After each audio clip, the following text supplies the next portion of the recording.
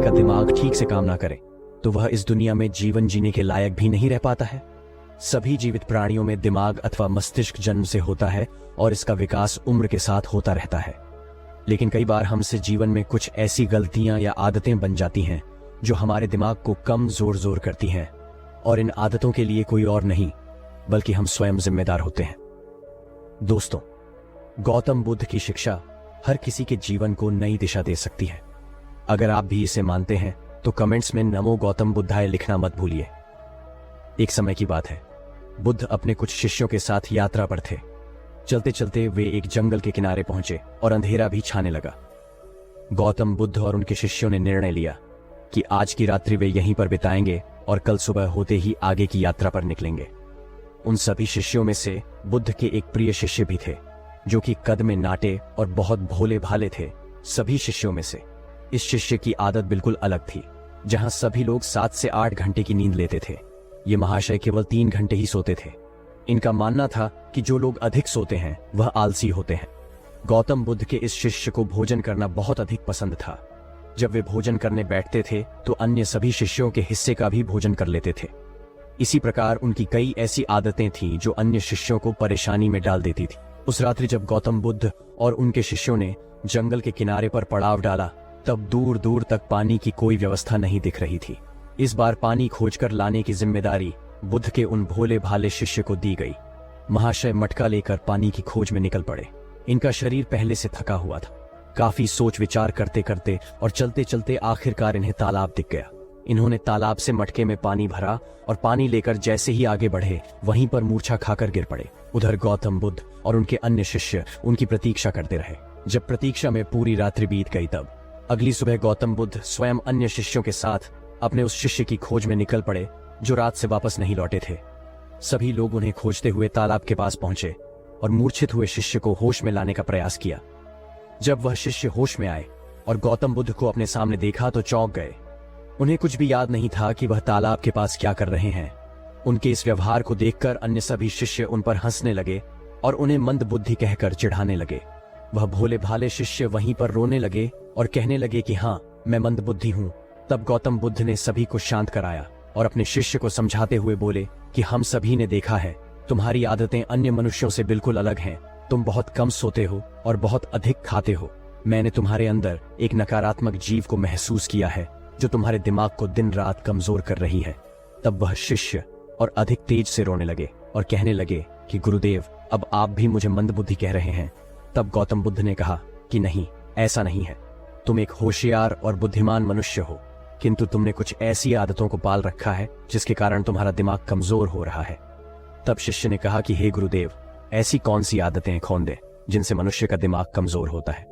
तब गौतम बुद्ध ने कहा कि आज मैं तुम्हें बताता हूं कि ऐसी कौन सी आदत है जो मनुष्य के दिमाग को कमजोर करती है। मेरी बात को सभी लोग ध्यान से सुनना। गौतम बुद्ध ने बताना प्रारंभ किया। पहली आदत, नींद के महत्व को समझने में भूल करना।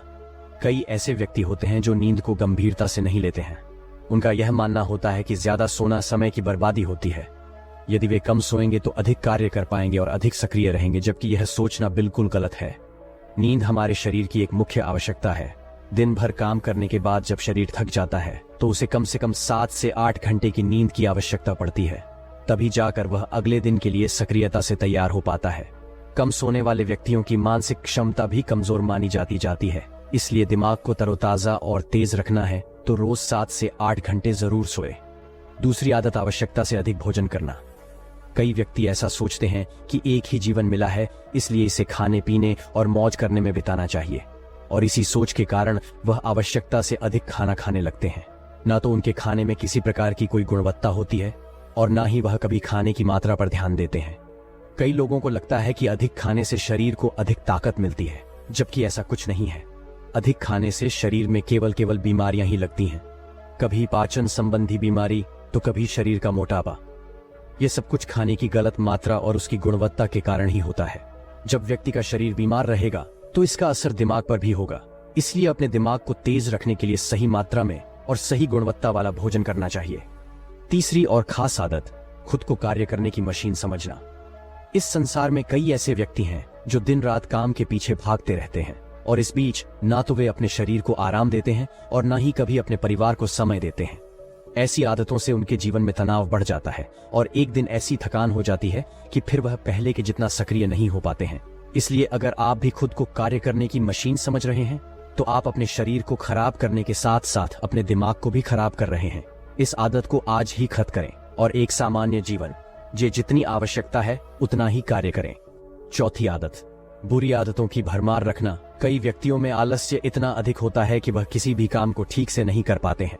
उनके शारीरिक और मानसिक शक्तियों में अक्सर कमजोरी पाई जाती है और इस कमजोरी का मुख्य कारण होती है उनकी गलत आदतें, काम को टालना, आवश्यकता से अधिक सोचना, बेकार की बातों पर चिंता करना। ये सभी दिमाग को कमजोर कर देने वाले लक्षण होते हैं। इसलिए यदि सही जीवन जीना है और दिमाग को तेज रखना है तो सबसे पहले अपनी बुरी आदतों को खत्म करें।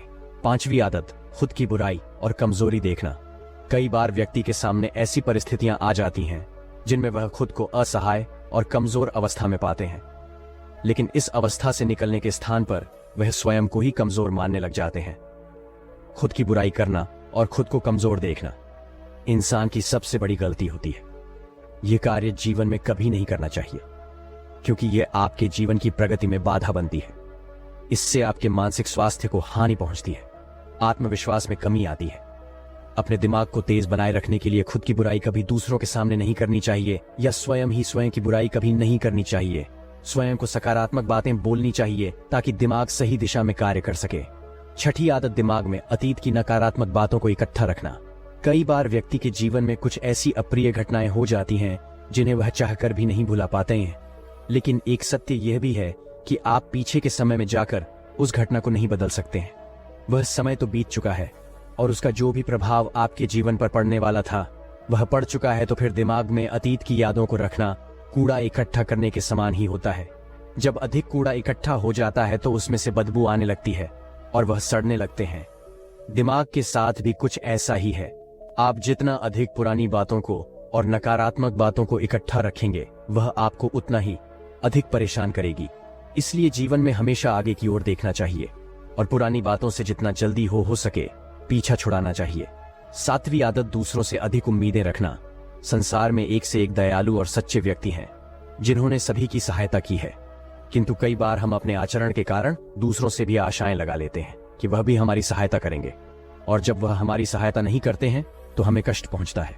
इस संसार में कोई किसी का नहीं है, इसलिए दूसरों से आशाएं लगाना आज ही बंद कर दीजिए। कोई आपकी अपेक्षाओं को पूर्ण नहीं करने वाला है। यह आदत आपके दिमाग को कमजोर बनाती है। यदि अपेक्षाएं करनी है तो स्वयं से अपेक्षा करो ताकि जीवन में कुछ बड़ा कर सको। दूसरों से अपेक्षा तो केवल और केवल दुख ही देती है। आठवीं आदत, बुरे लोगों का साथ नहीं छोड़ पाना। हम सब अच्छी तरह से जानते हैं कि हमारे आसपास किस तरह के लोग रहते हैं और उनका हमारे जीवन पर क्या प्रभाव पड़ने वाला है।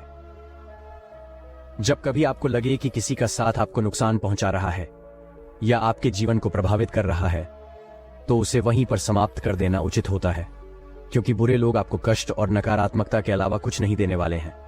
ऐसे लोगों से दूरी बनाकर ही जीवन में सफलता पाई जा सकती है, किंतु कई बार ऐसा होता है कि वह हमारे करीबी होते हैं और हम चाहकर भी उनसे पीछा नहीं छुड़ा सकते।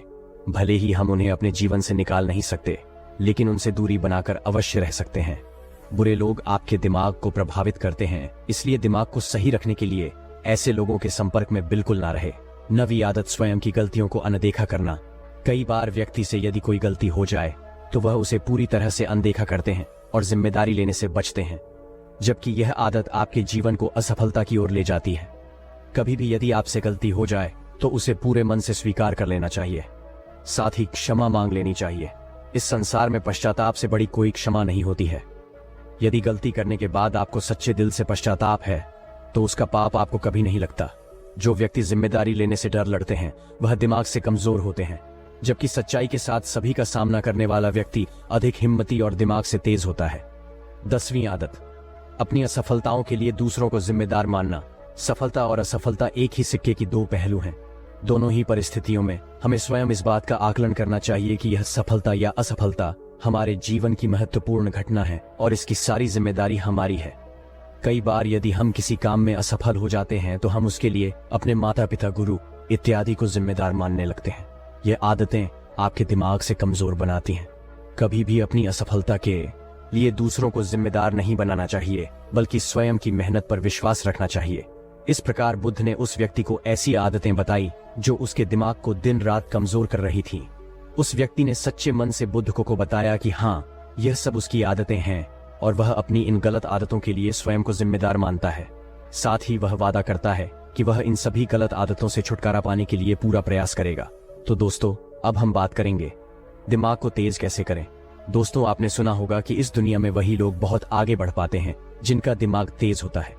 इस वीडियो की सबसे खास बात यह है कि इसमें आपको अपना दिमाग तेज करने के लिए, यानी कि ज्यादा इंटेलिजेंट बनने के लिए एक भी टिप या ट्रिक नहीं बताया जाएगा जिसमें कहा जाए कि आप सुबह बादाम खा लो या इतने बजे उठो, इतनी जल्दी सो जाओ। लेकिन इसके बाद वीडियो के एंड तक आप अभी की तुलना से ज्यादा तेज बन जाओगे। और दोस्तों, मैं यह बात कह सकता हूँ कि आप में से अधिकतर लोग तेज होने का ठीक से मतलब भी नहीं जानते होंगे। जब भी आप सुनते हो कि यार वह लड़का बड़ा तेज है, वह लड़की बड़ी है, तो आप में से अधिकतर लोग यही सोचते हो कि या तो बंदा पढ़ाई में तेज है या फिर बात करने में तेज, जबकि तेज होना इन सब से बहुत अलग है। और इसीलिए इस वीडियो को मैंने बहुत रिसर्च करके बनाया। तो मुझे आपसे कोई लाइक कमेंट नहीं चाहिए, बल्कि आप सिर्फ इसको ध्यान से देखो और समझो। और मैं आपको गारंटी देता हूं कि इसको पूरा देखने के बाद आपके दिमाग में एक भी ऐसा डाउट नहीं बचेगा कि यार मैं अपने आप को तेज कैसे बनाऊं, क्योंकि हो सकता है आप में से कुछ लोगों को इस वीडियो को देखने के बाद ऐसा लगे कि यार वह तो पहले से ही तेज है। तो दोस्तों, तेज बनने के लिए आपको सबसे पहले यह समझना पड़ेगा कि तेज दिमाग का मीनिंग क्या होता है। तेज दिमाग का मीनिंग है ज्यादा इंटेलिजेंट होना। और इंटेलिजेंट का मतलब क्या होता है? इंटेलिजेंट दो चीजों से मिलकर बनता है। किसी भी चीज को या क्वालिटी को अच्छी तरह से फटाफट एक्यूरेट सीखना और फिर सीखे हुए नॉलेज को फ्यूचर में जरूरत पड़ने पर सही ढंग से सही जगह पर काम में लेना। सिंपल वर्ड में समझाता हूं, यानी कि अगर आपने इन दो चीजों में महारत हासिल कर ली कि सीखना क्या होता है और उसको काम में कैसे लिया जाता है, तो लोग आपके बारे में यही बोलेंगे कि यार ये बंदा ना भाई सच में इंटेलिजेंट है। किसी भी चीज को सीखना और काम में लेना सुनने में बहुत ही छोटे लग रहे हैं, लेकिन यही वो दो चीजें हैं जो सक्सेसफुल लोगों को एक नॉर्मल आदमी से अलग बनाती है। तो मैं आपको सीखना और काम में लेना एकदम खुल्लम खुल्ला बताऊंगा, एकदम सिंपल वर्ड्स में बताऊंगा आपको। अब यहां से इस वीडियो की एक भी लाइन मिस नहीं करनी है। सबसे पहले बात करता हूं सीखने के बारे में कि क्या सीखें और कैसे सीखें। दोस्तों, इंग्लिश में एक कहावत है कि master of all junk of non, यानी अगर आप सब कुछ सीखना चाहोगे तो कुछ भी ठीक से नहीं सीख पाओगे। कहने का मतलब है, अगर आप यह सोच रहे हो कि दुनिया का हर तरह का टैलेंट, हर तरह का ज्ञान मैं अपने दिमाग में भर लूं और फिर इंटेलिजेंट कहलाएगा, तो मेरे भाई आप बेवकूफ हो। मुझे एक बात का जवाब दो, आपने अभी तक अपनी लाइफ में जितने भी बड़े लोगों का नाम सुना है, उन बड़े लोगों में से कितने ऐसे लोग हैं जिन्होंने एक से ज्यादा फील्ड में अपना नाम कमाया? आपको शायद ही ऐसा कोई सक्सेसफुल इंसान मिलेगा जिसने फुटबॉल में वर्ल्ड कप जीता हो, उसी बंदे ने म्यूजिक के अंदर ऑस्कर अवार्ड जीता हो और फिर उसी बंदे ने कोई साइंटिफिक आविष्कार भी किया हो। मेरे भाई, जो बंदा इंटरनेशनल फुटबॉल स्टार प्लेयर है ना, उसने सिर्फ और सिर्फ फुटबॉल के मैदान में पूरी उम्र पसीना निकाला। जिस बंदे ने म्यूजिक में ऑस्कर अवार्ड जीता है, उसने हर दिन और रात सिर्फ और सिर्फ म्यूजिक के अंदर ही लगाया। जिस बंदे ने किसी नई साइंटिफिक चीज का आविष्कार किया, उसने हमेशा अपना टाइम अपने साइंटिफिक एक्सपेरिमेंट्स में ही लगाया। और यही वह एक चीज है जो उनको उस फील्ड में एक आम आदमी से बहुत ज्यादा इंटेलिजेंट बनाती है। जी हाँ, इंटेलिजेंट का मतलब यह नहीं है कि सिर्फ अपने स्कूल लाइफ में हमेशा टॉप करने वाला जिंदगी में इंटेलिजेंट कहलाता है। हर वो बंदा जो किसी भी एक फील्ड के बारे में औरों से ज्यादा जानता हो और औरों से ज्यादा करके दिखा सकता है, वही असली इंटेलिजेंट कहलाता है। लेकिन हमारे साथ क्या होता है, जब हम टीवी में क्रिकेट देखेंगे तो सोचेंगे यार मुझे तो बस क्रिकेटर ही बनना है। एक साल बाद आपका फ्रेंड आईएएस बन जाता है तो आप सोचोगे क्या, अब तो मुझे आईएएस ही बनना है। फिर एक साल बाद आपका कोई दोस्त बहुत बड़ी सक्सेसफुल वेबसाइट बना देता है तो आप सोचोगे यार अब तो मुझे वेबसाइट ही बनानी है। इसीलिए दोस्तों, सबसे पहले आपको यह समझना पड़ेगा कि सक्सेसफुल होने के लिए अपने करियर का, अपने फील्ड का डिसीजन एक बार ही सोच समझ कर लिया जाता है। और आपने एक बार जैसा भी डिसीजन ले लिया, आपको उसे कभी नहीं छोड़ना है। क्योंकि मैं 100% कॉन्फिडेंस के साथ बोल सकता हूँ कि अगर आपने हमेशा अपना टारगेट, अपनी डायरेक्शन पूरी जिंदगी पर एक ही तरफ रखी है, तो आप उसमें निश्चित रूप से इंटेलिजेंट बन जाओगे। और इंटेलिजेंट बनने के बाद आप क्या कर सकते हो वो तो आपको भी पता होगा। इसलिए आपको अगर इंटेलिजेंट बनना है तो सब कुछ नहीं सीखना, सिर्फ वही सीखना है जिससे आपका टारगेट पूरा होगा, जिससे आपको वो रिजल्ट मिलेगा जो आप चाहते हो। अगर आपको लगता है कि आपको एक्टिंग सीखनी है तो मरते दम तक आपके दिमाग में हर सेकंड, हर मिनट यही चलना चाहिए कि मुझे सिर्फ एक्टिंग ही करनी है और कोई सेकंड थॉट नहीं आना चाहिए। और ऐसा ही सोच सोच करके आपको अपनी एक्टिंग दिन प्रतिदिन सुधारते रहना है। अगर आपका ड्रीम डॉक्टर बनना है तो आपको हर हाल में यही सोचना है कि मेरे लिए डॉक्टर से बड़ी कोई चीज नहीं है, और आपको सिर्फ और सिर्फ अपनी डॉक्टर वाली इंटेलिजेंस पर ही ध्यान देना है। मैं आपको कील का एग्जाम्पल देता हूँ।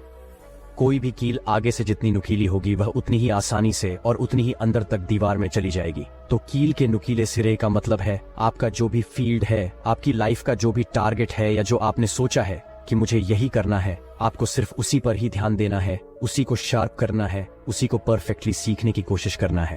तो जब आप ये डिसाइड कर लो कि सीखना क्या है, तो फिर बात आती है कि उसको सीखे कैसे।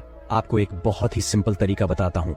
आप जिस भी फील्ड में इंटेलिजेंट बनना चाहते हो, उस फील्ड में ये देखो कि आपसे पहले और कितने इंटेलिजेंट सक्सेसफुल लोग हैं, और उन सब इंटेलिजेंट में सबसे टॉप की इंटेलिजेंस कौन कौन है। जैसे मान लो आपको एक ऐसा इंटेलिजेंट क्रिकेट प्लेयर बनना है जिसको सब पता रहता है कि कौन सी बॉल पर किस तरफ कौन सा शॉट मारना है। तो अब आपने ये देखना शुरू किया कि क्रिकेट की हिस्ट्री में बड़े बड़े प्लेयर कौन कौन से हैं। उनमें से एक नाम निकल कर आया सचिन तेंदुलकर। अब आपको सचिन तेंदुलकर की तरह एक पावरफुल बैट्समैन बनना है, तो आप उनके पुराने मैच देखो, उनके इंटरव्यू देखो, उनकी लाइफ के बारे में पढ़ो, वह किस तरह से अपने आप को मोटिवेट रखते हैं, उन्होंने किस किस प्रॉब्लम का सामना किया और उन प्रॉब्लम्स को कैसे सॉल्व किया, उन सबको इस तरह से आपको ऐसी बहुत सारी चीजें पता लग जाएगी जो आपके फील्ड में जानना बहुत जरूरी होती है, और वही बातें आपको इंटेलिजेंट बनाती है। क्योंकि हो सकता है आप जिस भी फील्ड में इंटेलिजेंट बनना चाहते हो, उसके लिए आपको बहुत जगह से सीखने को मिल सकता है। सीखने के हजारों तरीके हैं, लेकिन कुछ भी सीखने के पहले ये अच्छी तरह से ध्यान रखना कि क्वांटिटी पर नहीं, क्वालिटी पर ध्यान देना है। आपको एग्जाम में टॉप करने के लिए 50 किताबें पढ़ने की जरूरत नहीं है, सिर्फ 5 किताबें चूज करो। अच्छे राइटर्स की एग्जाम निकाल दोगे। यह तरीका है सीखने का। आपको क्या सीखना है और कैसे सीखना है, ये तो आपने जान लिया है।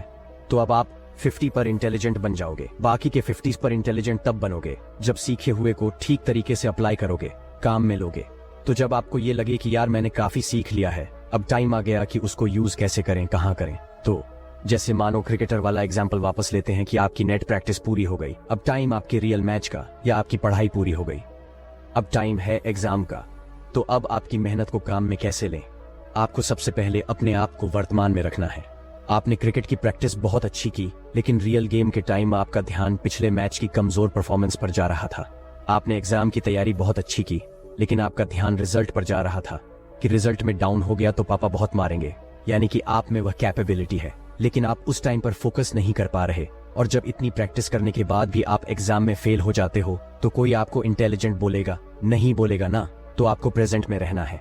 हमेशा यही सोचना है कि जो काम मैं अभी कर रहा हूं मुझे नहीं पता पास्ट में क्या हुआ था, फ्यूचर में क्या होगा, वह सब मैं बाद में देख लूंगा। मुझे सिर्फ अभी इस काम पर फोकस करना है जो मैंने शुरू किया। इस तरह से आप अपने सीखे हुए को काम में ले पाओगे। जब आपको लगे कि प्रॉब्लम आ रही है, तो आप ये महसूस करो कि जिस प्रॉब्लम में आप अभी हो, उससे निपटने के लिए आपने बहुत पहले ही ईमानदार से बहुत मेहनत करी है, और आपको अपनी काबिलियत पर पूरा भरोसा है कि आप इस प्रॉब्लम को सॉल्व कर ही दोगे। ऐसा करने से आपके अंदर कॉन्फिडेंस आएगा। मैं ये नहीं कहता कि कॉन्फिडेंस आने के बाद भी आप उस प्रॉब्लम को सॉल्व कर ही दोगे, लेकिन इतना जरूर कहता हूं कि उस वक्त की असफलता आपको आने वाले टाइम के लिए जरूर तैयार करके जाएगी, और इस तरह से आप अपने नॉलेज को बेहतर तरीके से यूज कर सकते हो। ऐसा नहीं कि आप कुछ सीखने के बाद फिर कुछ नहीं सीखो। इसलिए जब भी आपको लगे कि यार मेरी ट्रेनिंग में या मेरी प्रॉब्लम सॉल्विंग एबिलिटी में, मेरी ग्रोथ में कोई कमी रह रही है, तो आपको फिर से लर्निंग को और मजबूत बनाना है। दोस्तों, आपने कई बार सुना होगा कि जब पहले सर्कस में किसी नए शेर को लेना होता था, तो शेर के बच्चे को लिया जाता था, क्योंकि यह माना जाता था कि अगर बड़े शेर को लेंगे तो उसको सिखा नहीं पाएंगे। लेकिन इंटेलिजेंट बनने में ऐसा बिल्कुल नहीं है। आप चाहे लड़का हो चाहे लड़की हो, आप चाहे 20 के हो या 68 के हो, आप हमेशा अपने आप को ज्यादा से ज्यादा इंटेलिजेंट बना सकते हो। और अगर आपको मेरी बातें सुन के ऐसा लगा कि आप में भी कोई खूबी है, आप भी ऐसा कुछ जानते हो जो हर कोई नहीं जानता, तो मेरा यकीन मानो आप भी एक तरह के इंटेलिजेंट हो। उस इंटेलिजेंस को और बढ़ाओ। और अगर आपने अभी तक अपने अंदर ऐसी कोई खूबी नहीं ढूंढी है, तो कोई एक चीज फिक्स करो, उसको सीखो और सही ढंग से काम में लो। और जब इंटेलिजेंट बन जाओ और देश में अपना नहीं बल्कि दुनिया में देश का नाम करो। तो दोस्तों, मुझे पूरी उम्मीद है कि इस मोटिवेशनल स्टोरी से आपको शिक्षा मिली होगी और इस मोटिवेशनल स्टोरी से आपको प्रेरणा मिली होगी। अगर आप चाहते हो कि ऐसी मोटिवेशनल स्टोरी आपको मिलती रहे, तो आप बिल्कुल सही जगह पे हो। रजिब इंस्पायर्ड यहाँ पर।